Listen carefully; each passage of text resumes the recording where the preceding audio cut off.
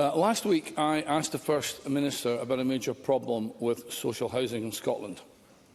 A loophole where thousands of new arrivals from outside Scotland are able to present as homeless and must be found temporary accommodation by councils, who are then forced to place them ahead of local Scots already on the waiting list for permanent accommodation.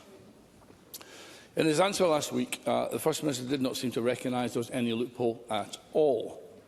But the fact remains there has been a surge in demand for temporary accommodation in Scotland, and in Glasgow alone, 64% of those in temporary accommodation came to the UK as asylum seekers.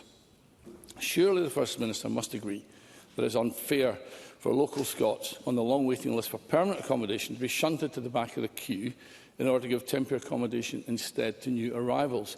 Does the First Minister not recognise this is fundamentally a matter of fairness and that Scottish hospitality is being abused by queue jumping? First Minister. I think what Malcolm Offord does with that question is use language which I think spreads division in our society, and it has to be called out for what it is, and it's exactly what I said last week with the language that Mr Offord used last week.